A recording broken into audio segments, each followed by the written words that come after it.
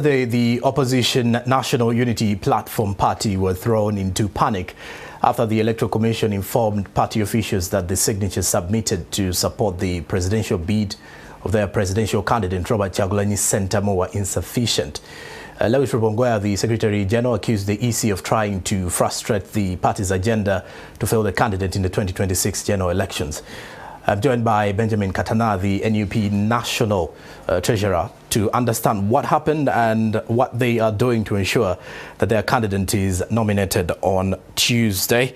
Good evening, Mr. Katana. You're live on Talk of the Nation, NTV Weekend Edition. Good to have you.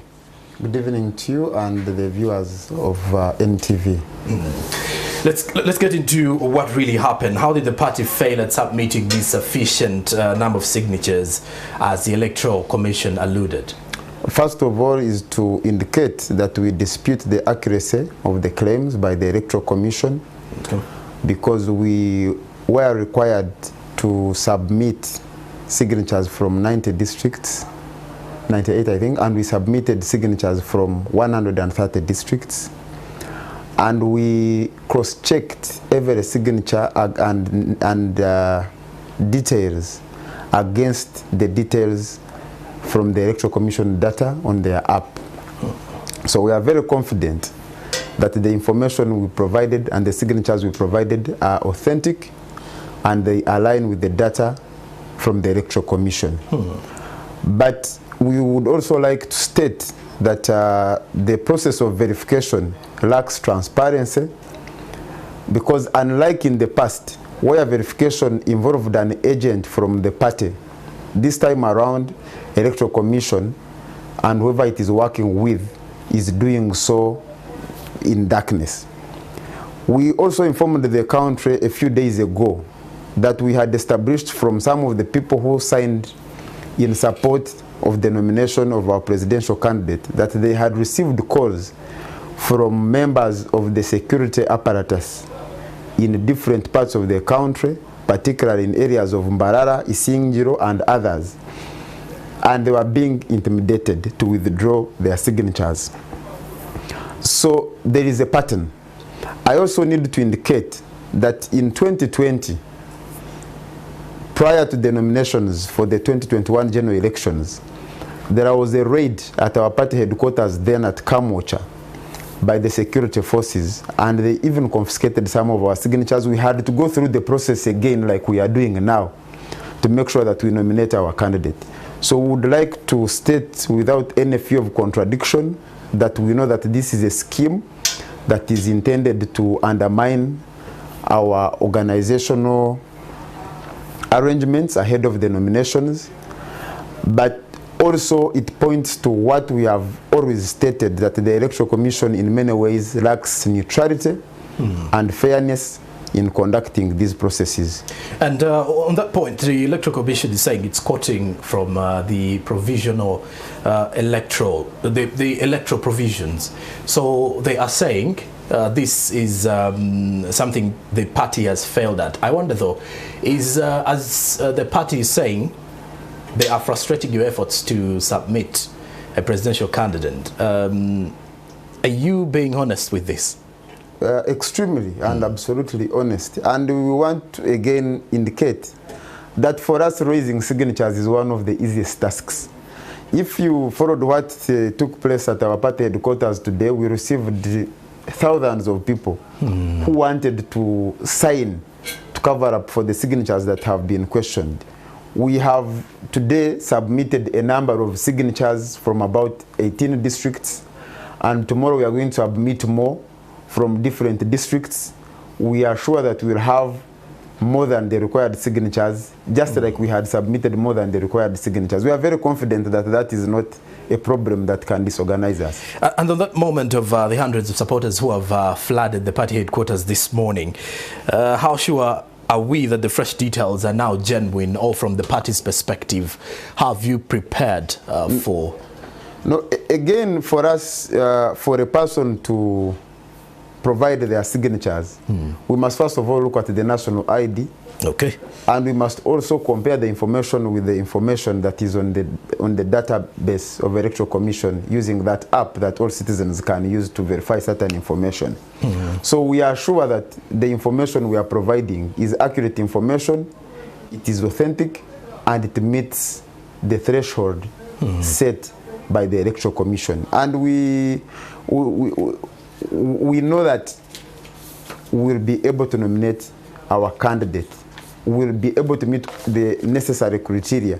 Okay. I also need to indicate that prior to that communication, we had been reaching out to the Electoral Commission asking them to provide us with the details to pay nomination forms for our candidate. And they indicated that they could only do so after the verification process has been concluded. The verification process dragged. When we received information yesterday, around 4, and not officially from Electoral Commission, we contacted the Electoral Commission to ask them to confirm if that was accurate information. We contacted the spokesperson, our Secretary General spoke to the chairman of Electoral Commission, and they could not confirm if that was accurate information. We received a letter confirming that we needed to do collection of fresh signatures in 18 districts, I think, around towards 9 p.m. in the night, and nominations begin on Tuesday. So you can see clearly that there is a deliberate scheme to undermine these processes. All right, and Norbert Mao earlier this week mentioned something about the fact that transition of power is always decided in rooms that matter, according to the reports we did receive. He also said it's already taking shape. I don't know what your take is on that particular statement as a party that is seemingly in drive as the opposition to deliver change for Ugandans. Well, for us, we believe in constitutionalism.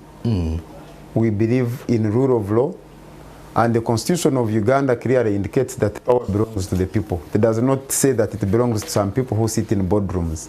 Okay. So the assertion that it will not be the ballot to determine the future of this country it points to a plan to carry out a coup.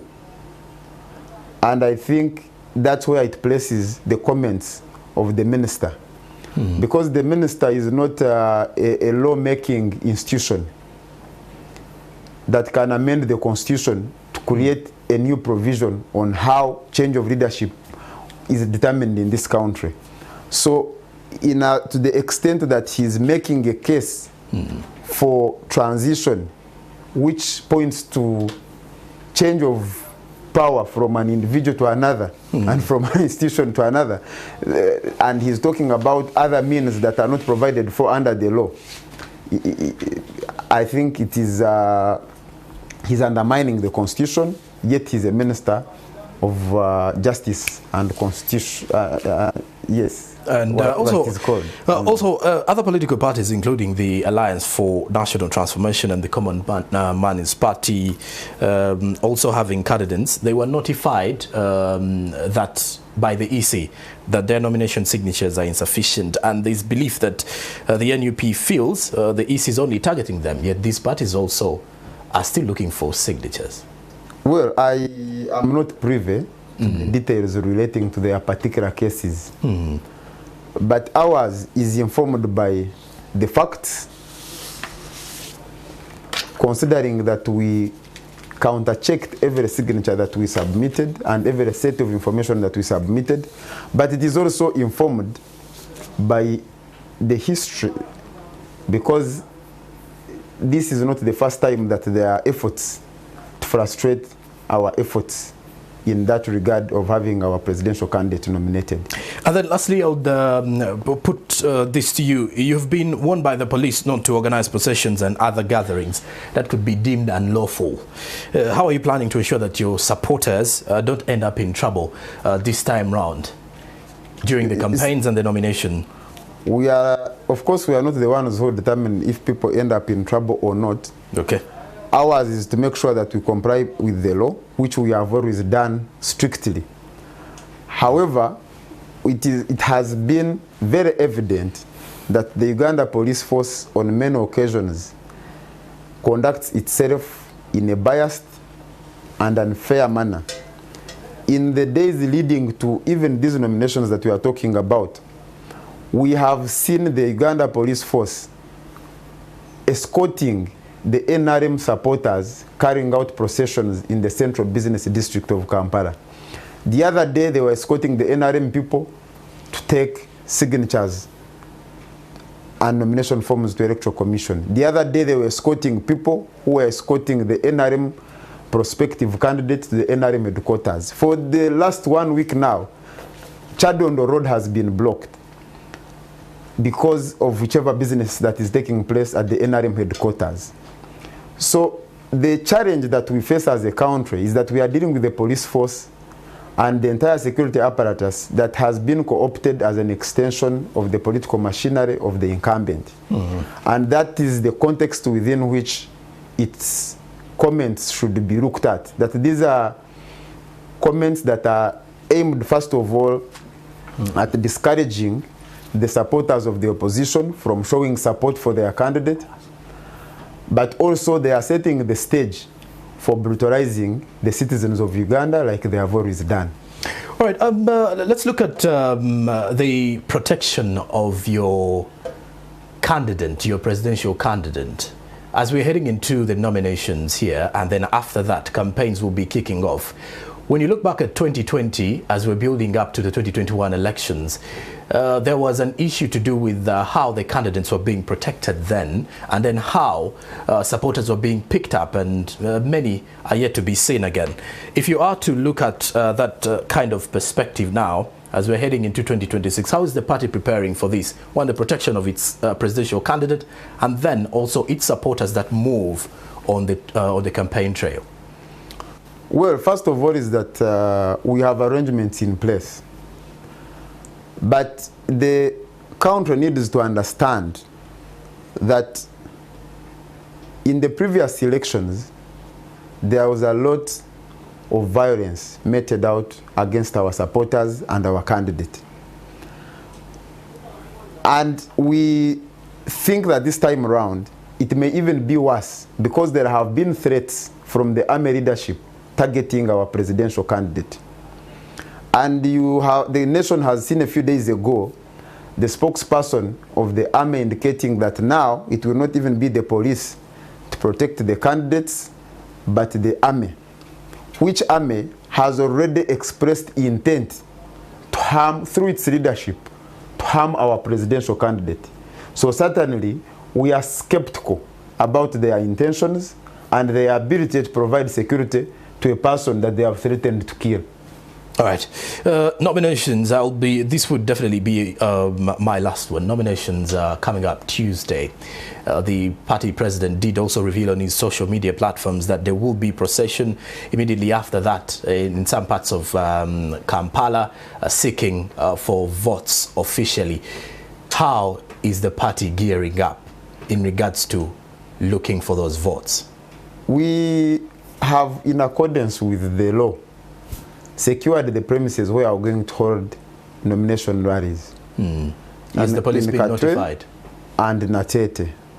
We have accordingly notified the leadership of Uganda Police Force.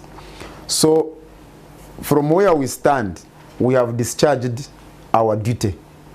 It is now up to the Uganda Police Force and its sister agencies to also fulfill their duty by complying with the law, and they desist from frustrating our activities, because previously they have frustrated our activities. You remember on the nominations of 2020, they roughed up our candidate, they roughed up the people he had gone with for nominations, and from the posture and tone, you can see that they are gearing up to engage in similar activities, and we want to send them a message that that conduct is a departure from what is expected of them under the legal framework in Uganda. All right. And again, thank you very much for your time, Mr. Benjamin.